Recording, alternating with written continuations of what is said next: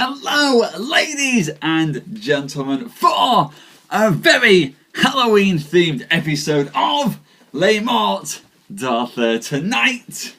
Tonight, that good old knight, Sir Galahad, will have his revenge upon Sir Tristram. Hello, Darby. Hello, Gareth. Hello, Kathy. Hello, Cataneo. Hello, Sarah. Come in, everyone. Happy Halloween. And I realise I haven't put the hashtag in for Halloween, but you guys will have to forgive me. We'll have bats for our special graveyard-themed poetry session after this. And yes, Sarah, I am the Doctor tonight. Hello, everyone. Yes. This is my Tom Baker outfit. The hair is all real. It's all my own. It's not a wig. And if I'd have thought about this, I'd have seen if I had some. I think my contacts will now go and pull out any of my eyes. Your ghost story is already live, Susan. I need to go see the ghost story then if it's already live. I didn't realise you were doing it early. Otherwise, I would have gone and seen it. I'm gonna have to catch it. Hello, Hannah. Come in. Welcome, everyone, to tonight's show. We're gonna do Morte first, and then thank you. I'm glad you like the costume. Then we will run off into the land of the Victorian graveyard poets, which I'm very excited to visit. The third one, right? I will take the third one of your scopes then, Susan. I know what a pain in the bum Periscope can be sometimes. So we will go and track it down. I'll find it. I will watch it. I'm really looking forward to seeing you scope. Hello, Jenkins. Hello. Come in. Hello, Tuffy. Hello, Mehmet. Welcome. Hi, Dan. I didn't see you hiding back there. Hello, Pro Angler. Welcome, guys. Welcome. I am Simon. I tell tales every night, and every weeknight at this time I'll tell tales from Morte.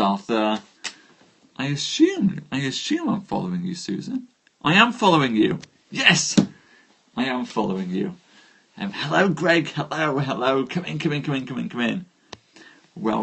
Welcome, everyone. This one isn't spooky, Greg. Spooky will be coming later. Later, we'll get very spooky as we delve into the graveyard poets. So, thank you, Susan. I'm glad you like my outfit. For those of you who are new, because I can see a lot of folk are... Hello, Jay. Hello, Lynn. I can see that a lot of folk are watching on the web at the moment. Thank you. Well, it's Halloween. This is what we do. I am Simon, for those of you who are new. Every night at this time, I come onto Periscope and I read the old Arthurian tales as written by Sir Thomas Mallory. Tonight, as folk in the comment section are pointing out, in honour of Halloween, I am dressed as my favourite Doctor, the Fourth Doctor. And at the end of tonight's story, I will tell you all about how it so happens that, by chance, I actually bumped into Mr. Tom Baker himself while dressed up in this get-up. And then made a complete fool of myself. But I will share that story as we get to the end, ladies and gents. For the moment, we are telling the tale of Sir Tristram and Isolde. And to give you all a quick recap of where we are in the telling of the story, Sir Tristram is one of the greatest knights in all the land. Yeah, that's my famous thing. Met Tom Baker, whilst dressed as Tom Baker. Neared heaven, I can die happy now. Sir Tristram is the greatest knight in all the land, not only in battle, but also when it comes to wooing ladies of the court. Sir Tristram long ago went off to Ireland when he was assaulted by a knight with a poisoned sword. In Ireland he went seeking for a cure for the poison. But there, it could be based on a true story, Greg. All stories seem to be based on some elements of truth. And this, though, this I think might be grounded a little bit in the realms of fantasy. In Ireland, hello Lars, hello. In Ireland, he came across the Lady Isolde, daughter of the King of Ireland. She tended to his wounds, cured him of poison, and there did Sir Tristram and the Lady Isolde fall madly in love with each other. But, and here's the but when it was revealed that Sir Tristram had killed the the brother-in-law of the King of Ireland, he was made to flee back to England. And there, for a time, he forgot all about the Lady Isolde, though she never forgot about him. And it so happened that when he was in England, he told his lord, King Mark, of what a beautiful lady the Lady Isolde was, and he, King Mark, was quite taken by this. And King Mark desired to have the Lady Isolde for himself, but he was also worried about the charms of Sir Tristram, and so he put in place a trap that he would send Sir Tristram off to Ireland to fetch the Lady Isolde, and in doing so he would have him assassinated along the way, meaning that King Mark, could get his wife, and Sir Tristram, his rival in love, would lie dead. It so happens that through chance, Sir Tristram has managed to escape any such bad things happen to him. He's reached Ireland alive, and there, on the way, he's done a great favour to King Anguish of Ireland, father to the Lady Isolde, to the point where he asked the King of Ireland for one single favour. The King of Ireland assumed that he would ask for his daughter, the Lady Isolde's hand in marriage for himself, but no! Sir Tristram revealed at the last that he wanted to have the Lady Isolde marry his lord, King Mark. The Lady Isolde would have wished that she was marrying Sir Tristram, as would the king. And in order to stop the Lady Isolde from falling too madly in love with Sir Tristram, in order to help her to endure the love with King Mark, her mother sent her off to England with a secret love potion that was left in the hands of her handmaiden. Supposedly, if the Lady Isolde and King Mark drank from that love potion upon their wedding night, then they too would fall madly in love with each other. But it so happened that upon that voyage, Sir Tristram, feeling thirsty, and the Lady Isolde, feeling thirsty, went and both reached for the love potion, drinking it, thinking it was wine, and in so doing fell madly, unbreakably, unassailably in love with each other, as if they ever needed a love potion for an excuse. Hey? These two lovebirds are now firmly in love with each other, and upon reaching England, they were swiftly taken captive by the evil knight Sir Brenor, who demanded that first of all, that the Lady Isolde should be shown to his court next to his own wife, and if the Lady Isolde was not as fair as his own wife, the Lady Isolde would be decapitated, and if the Lady Isolde was fairer than his wife, that his own wife should lose her head. This was done against the protestations of Tristram and Isolde, and it was that it was decided that the Lady Isolde was the most beautiful of the pair, and so Sir Tristram, taking his sword, was forced to lop off the head of the lady of that castle. Then was Sir Tristram forced to fight off against Sir Brenor to claim right to the Lady Isolde, and in doing so, those two knights fought a bloody battle, and now both Sir Brenor and his wife lie dead For as Sarah says, they were a proper bunch of psychopaths. Now Sir Tristram is resting in the castle of Sir Branor. Now the Lady Isolde is by his side. Thank you. I'm glad you like the recaps. I enjoy telling them almost more than I enjoy telling the... actually, I think I enjoy doing these more than reading the story itself. And it just so happens that as Sir Tristram and the Lady Isolde were resting in that castle, one of the household ran off to the son of Sir Branor to let him know what had befallen his father and his mother. So it has happened that news has come to Sir Galahad, that famous knight, that Sir Tristram has done away with both his mother and his father. Ladies and gentlemen, will you please join me tonight for a very happy Halloween-themed episode of Les Morte d'Arthur as we see how Sir Galahad will have his revenge. Then came Sir Galahad and the king with 100 knights with him. And this Sir Galahad demanded to fight against Sir Tristram hand for hand in battle.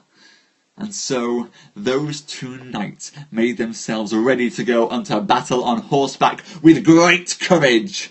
And Sir Galahad and Sir Tristram met together so hard that either one bore each other one down upon their horses as noble knights. They then rolled, avoiding the horses, stood, dressed shields, drew swords, and then together with ire and rancour, lashing together with many sad, sore, bloody strokes. And which one struck the other while foining, tracing, traversing as noble knights. And thus they fought long near half a day, and either one was sorely and bloodily wounded. At the last, Sir Tristram waxed light and big, and he doubled his strokes, and drove Sir Galahad aback on the one side, and on the other that he was like to have been slain. With that came the king with the 100 knights, and all the fellowship went fiercely upon Sir Tristram. When Sir Tristram saw them coming upon him, then he knew that he might not endure. Then, as a wise knight of war, he turned and said to Sir Galahad, the haughty prince, "Sir, you show to me no knighthood, for you suffer to have your men intercede, and have all ado with me at once. And as meseemeth you seem to be a noble knight of your hands, this is great shame upon you." "So God help me," said Sir Galahad, "there's no other way but that you must yield yourself to me upon this field of battle right now, or else you will die." Said Sir Galahad to Tristram, "I will rather yield myself to you than die. For that is more for the might of your men than by your own hands." And therewithal Sir Tristram took his own sword by the point, put the pommel in the hand of Sir Galahad. And therewith came the king with the 100 knights, and hard they began to assail against Sir Tristram. "Let be," said Sir Galahad. "Be you not so hardy to do battle against him, for this knight has yielded himself to me, and I have given him his life." "That's your shame," said the king with the 100 knights. "Has he not slain your father and your mother?" "As for that," said Sir Galahad, "I may not do this gladly, but my father had him in prison and did force him to do battle against him, and my father had such a custom with his house that was a shameful custom, and that what knight came there to ask harbour, his lady must needs die. But if she were fairer than my mother, and if my father overcame that knight in battle, then he also must needs die. This was a shameful custom, and a knight coming and asking for shelter to have to endure so much is tragic. This custom I will never continue on, so God help me. So God help us all, said the king. That was a shameful custom. Truly, said Sir Galahad, and it seems to me now, that it was great pity that this knight should have been slain. For I dare say he seems to me now to be the noblest man that ever bore life. But if it were Sir Lancelot the Lake, for only he seems worthy in comparison. Now, fair knight, said Sir Galahad, I require you, tell me your name and from whence you have come, and whither you will go with your life now. Sir, he said, my name is Sir Tristram de Lyon, and from King Mark of Cornwall. I was sent with a message to King Anguish of Ireland to fetch his daughter to be his wife, and here she is, ready with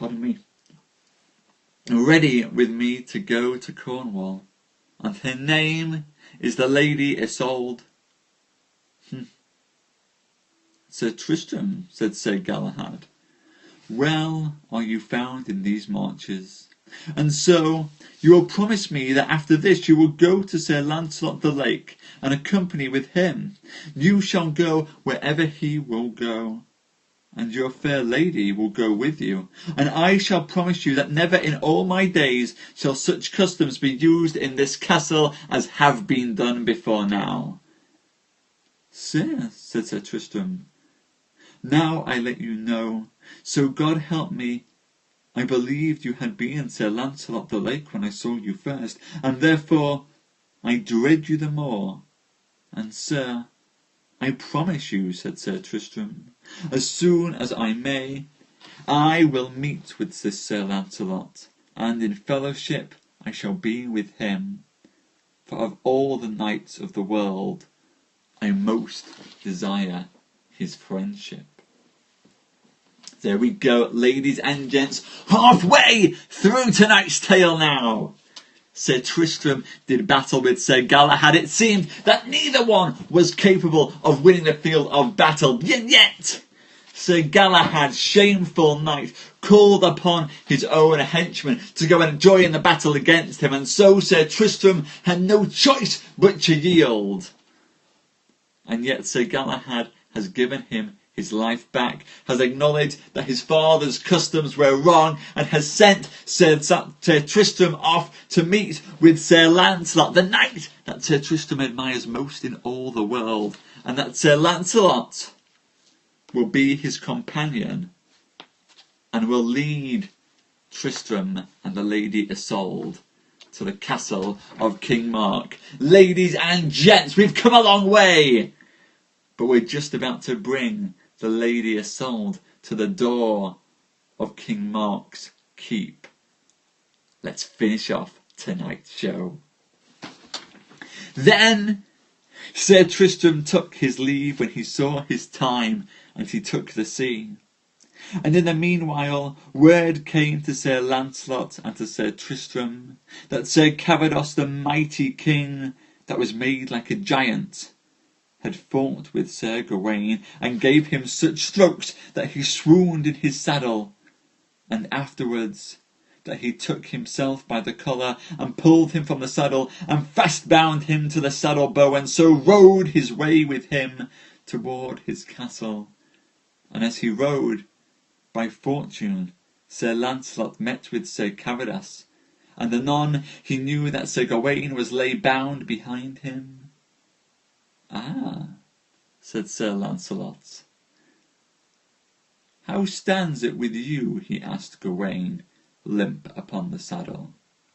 Never so hard, said Sir Gawain, unless that you could help me, for so God me help. Without your rescue I know no knight who may, without you or Sir Tristram. Wherefore Sir Lancelot was heavy of Sir Gawain's words. And then Sir Lancelot bade Sir Carados lay down that knight and fight with me. You are but a fool, said Sir Carados, for I will serve you in the same way. As for that, said Sir Lancelot, spare me not, for I warn you, I will not spare you in battle. Then Carados bound Sir Gawain from hand to foot, threw him to the ground, and got his spear from his squire, departed from Sir Lancelot to fetch his course, and so either one met with the other, broke their spears to their hands, pulled their spears out, their swords raised up, and hurtled together on horseback once more, driving again, buffeting, striking with their swords, hour after hour. And at the last, Sir Lancelot smote Sir Carados such a buffet upon his helm that it perched down into his brain. So then Sir Lancelot took Sir Carados by the collar and pulled him under his horse's feet. Then he pulled off the helm of Sir Carados and struck off his head. And then Sir Lancelot unbound Sir Gawain, and so the same tale was told to Sir Galahad and to Sir Tristram. Here may you hear the nobleness that followeth Sir Lancelot. Alas, said Sir Tristram, if I had not had this message in hand with this fair lady, truly I would never stint, or I had found Sir Lancelot. Then Sir Tristram and the Lady Isolde went to the sea and came to Cornwall. And there all the barons of Cornwall did meet them. There we go, ladies and gents. We are at the end of tonight's episode. Tomorrow night we'll find, not tomorrow night, not Saturday, Monday we'll find out all that happens and King Mark comes face to face with his bride-to-be. I can't wait! Same time, well, it will be 9 o'clock UK time, 1 o'clock Pacific Standard Time, 4 o'clock Eastern Standard Time, because apparently come next week the time zones will all be fixed. So hooray for that. We'll be back. Thank you so much. Thank you Susan and Rosella. Thank you Candyman. Thank you Kathy. Thank you everyone. Thank you Kurt. Thank you Vicky. Thank you DJ Dad. Love your screen name. Thank you Queen. Thank you everyone. Thank you Darby. Thank you Tara.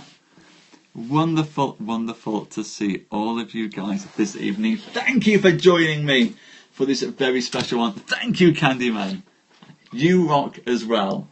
Anyway, I promised you guys to tell you the story of how I bumped into Mr. Tom Baker whilst dressed up as this. It so happened a few years back I went off to a comic book convention over in London. Not a huge comic book convention, there were no massive names there. In fact, there weren't really any big names. None of the people doing the signings were people I'd ever heard of before. Very low key. But I dressed up as Tom Baker and was the only Fourth Doctor, by the way, walking around. Everybody else was walking around as Matt Smith. It was very much a Matt Smith time for Doctor Who. And I was wandering around, and it was the second day of the convention, and my friends were still in bed. I got there early, no queues, and I was wandering around before everybody else had turned up, and I got my VIP pass to get in early, obviously, because I'm that kind of nerd. And I was wandering around when I saw hanging from a wall this scarf. Now, I was wearing this scarf already, and I saw the scarf, and I was quite bemused as to why a Tom Baker scarf would be hanging up. So I wandered to the far end of the hall towards this scarf. And there, sat beneath the scarf, with 3 people in line for autographs, was Tom Baker himself. Now, I freaked out. There was Tom Baker. There wasn't even a queue. Tom Baker wasn't meant to be at the convention. He wasn't meant to be there. He'd just heard about it. He was in the neighborhood. He decided to turn up and sign some autographs because he's an awesome dude. But the thing was, I was sat there, I was looking at Tom Baker. I had my phone in my hand. I was checking online. I was going, no, the website hadn't been updated to say Tom Baker was there. Twitter hadn't even got hold of it that Tom Baker was there at the moment. I texted my friends, like, look guys, you have to get down here. Tom Baker's here. It's like, I didn't have a camera on me at the time. My phone was crap. It didn't have a proper camera on it. And I wasn't carrying a camera because I wasn't expecting anything cool to be there. So I get in the line. I was like, okay, I need to get in the line before everybody gets there. And can I just say, anybody who complains about there being long lines to meet famous people, they're great. A long queue to meet somebody famous gives you time to prepare what you're going to say. You can actually get there and see them, and you can have a deep, heartfelt, meaningful conversation with them. And I, being the third person in line to see Tom Baker, didn't have that kind of preparation. I was there, that thing, I get the picture thing, I'm ready, I select the picture that I want him to sign, I'm there, I hand it, and I freeze, I just smile, grinning at Tom Baker. Tom looked me up and down and says, in a voice that's so gorgeous I won't even try to replicate, "My, it's been a long time since I wore that." And I go, "You were my first." And Tom looks at me, and I look at him, and I know I should probably actually just go and put that in a little bit more context for him, but the words won't come out. He was the first Doctor Who I ever watched. I used to watch his VHSs. I just say that. Tom looks at me like I'm a nutter, smiles, signs the autograph, hands it back, and I like, ha, ha, ha. And I just walk off. I walk off bemused, and wish I, no, if only I could have gone back. I then queued up with my friends later so they could go and get Tom Baker's autograph. And that was when the queue was about 100 people deep. And they managed to say all these really interesting, insightful things. And I just stood sheepishly to one side being, yeah, hi Tom. I was that weirdo. But yes, he is a lovely man. Oh, you met Christopher Reeve. How wonderful, Kathy. Tom, to his credit, took it very, very well. Handled it incredibly well. I'm sure he's used to weird fans like me coming up to him all the time. He was a true gentleman about it. And you can't ask for better than that. But that was how I bumped into Tom whilst dressed up as Tom, not even realising that he was coming to the convention. Probably one of the highlights of my life. It was fun. Kevin, I would love to meet Kevin Cosner. Thank you, Sarah. I'm glad you like the story.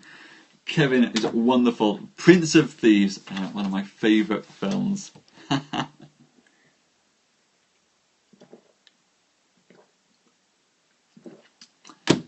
Anyway, ladies and gents, I promised you all that we would go. You're very welcome, Candyman, for the energy. I promised you all that we would do some special Halloween-themed poems for the Poetry Live show. He was. Tom Baker will always be my favourite Doctor. I think he had the best stories. I think he was the nicest Doctor. I think he was the most charismatic. I think he was the most iconic. Yes, no alcohol in it though. Hello, Mary. Hello.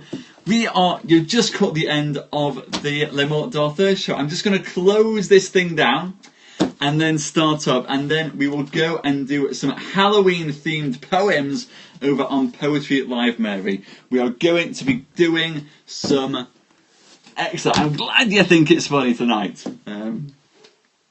I'm glad. I'm having fun with Halloween. We should have Halloween more than once a year. But I'm going to bring this scope down, guys, bring up the Poetry Live show in a couple of seconds, and then we'll go and do the Graveyard Poets of England, which I'm very, very excited. I would love to come to the US to speak one day. I would love to, Sarah. Plane tickets are a bit pricey at the moment, though, and I've just booked my tickets to go to New Zealand next year. But one day, fingers crossed. Thank you, Mary. I'm glad you like the scarf. I am fond of this scarf. I actually wear this full time in winter. I can wear this around in winter now. Yeah, it's going to get cold. I can wear this with the coat in winter. Fab! Right, I'm bringing this down. I'm popping it back up. I'll see you guys in a few seconds, and we'll go and do the Graveyard Poets. Hello, Mary. Hello, everyone.